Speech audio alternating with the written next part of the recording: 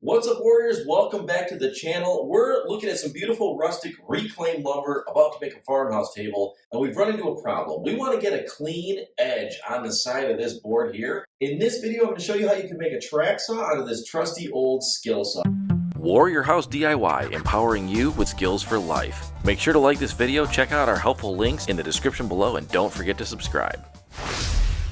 Guys, we're going to be using some really simple materials for this job today. Obviously, a lot of us have this skill saw sitting in our garage collecting dust. Grandpa's old skill saw, or our dad's, depending on which generation you're from. But the basics of this are that we want to make an edge for this saw to ride along so that we can get a straight cut on that. It's a pretty simple process. A lot of guys use this leftover plywood and make a long track, either 8 foot long or 4 foot long or something in between. I'm going to take it one step further and show you guys a method that I like for just making a quick knockdown track saw.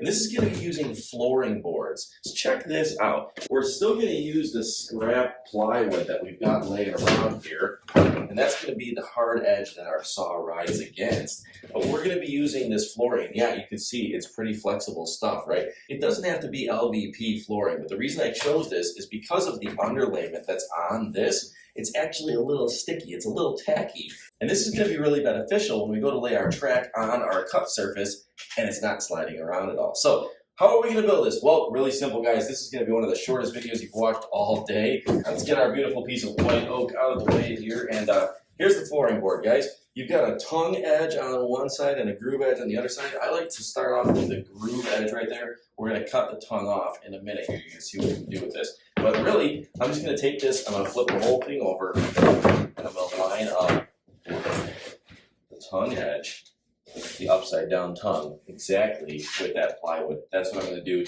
We're going to want to screw this in. Since we're using 3/4 inch plywood, I'm going to go with 5/8 inch screws. So we'll pre-drill and we'll screw them in, and then we'll flip it back over and get a good clean cut on it. So again, we're just squaring up our edge. I'm going to get them at the corners, and then I want to stagger the screws throughout here just to make sure that I'm holding it down. You can see if you zoom in there, I've got a tape mark on my drill bit just to monitor my depth. I don't really want to go through all this. It's not the end of the world if I do, but make life a little easier. Get a couple screws in this guy. Now we want our screws to be below this underlayment. This is that sticky underlayment that we're talking about on here. We want them to be buried in there. So these are tapered head screws. Let's go ahead and get another one down here at the other end. And then we can work our way back on all of this here.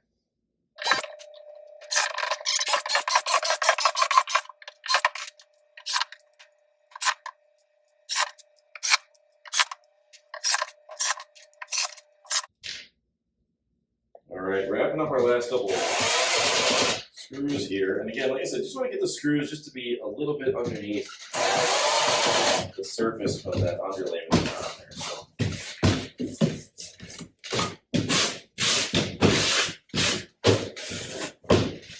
All right, and even on the foam board, it's not really sliding that much. It just depends on the flooring that you use for this. Now, if the piece of scrap flooring that you found laying around doesn't actually have an underlayment attached to it, because I will say that laminate hardwood flooring is a lot more slippery than the vinyl plank flooring, just to each is their own, whichever one you're using for this.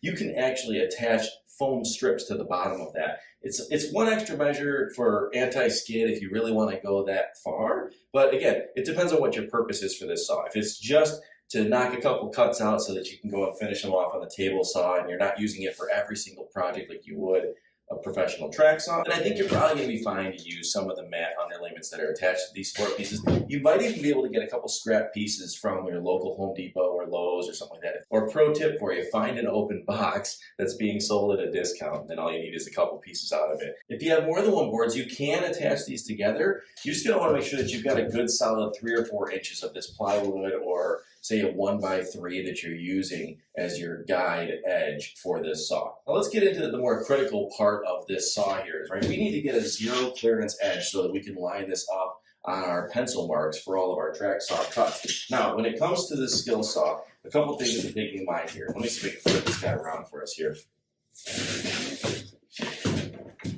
Using a track saw setup like this, we're actually going to lose a little bit of the depth of the blade. So if you are using the good old-fashioned, 7 1/4 inch skill saw, you still got a decent amount of blade to work with there. And what I mean by that is that the height of this here is going to interfere with the motor as we drop it down. So that's the maximum plunge that we're going to be able to get out of this. And again, it's not a plunge saw unless you have a plunge saw that you're building this for. This can be done with any saw that you have, with any circular saw that you have. Really, it's just taking a measurement.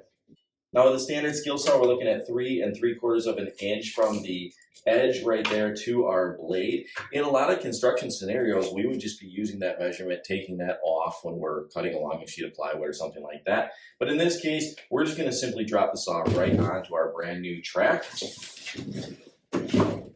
and cut right through it.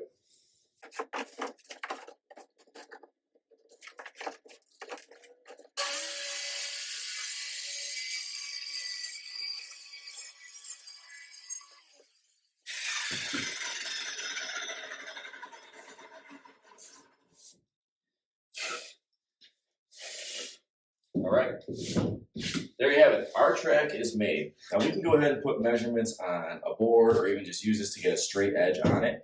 You can clamp it down, or if you're using a flooring that's got a sticky underlayment on it, you're good to go. So we're gonna get this set up on this piece of white oak here. One of the advantages to doing this with an older skill saw or a more powerful circular saw is just that. It's the power in it. Unless you run out and buy, say, a Festool, one of the most popular and highest performing track saws on the market, you're not gonna get the power that you're looking for to hog through, say, some hardwood or some rustic lumber, some big knotty hickory, or even a hard, 6/4 maple. Good luck going through that with a lot of the other track saws or even battery-powered circular saws that are on the market. So in this case, we're just putting a straight edge on the side of our board here, something a lot of you are already familiar with when it comes to table making or working with any other live edges that you're just cutting off there. So I am going to move it over just a little bit here and try and figure out my exact depth that I'm going to be working with.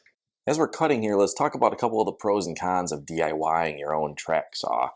One negative I could point out, which is pretty obvious, is dust collection. A proper track saw is going to mitigate sawdust a lot better than a circular saw, especially an older skill saw like this. But that leads me to a positive. Maybe you don't want to use your proper track saw like a Festool or a Wen out on a rough framing job or a decking job. You might be building this specifically to use as a knockaround track saw. Obviously, the biggest benefit is going to be cost savings. You're saving yourself hundreds of dollars by doing this yourself, especially if you already own the circular saw. One potential negative is that it's not necessarily a true track saw where the saw is attached to the track. You're still pushing up against the guide. But you could build this track like a sled for the saw. Overall, I think that it's got a lot of benefits that outweigh the negatives.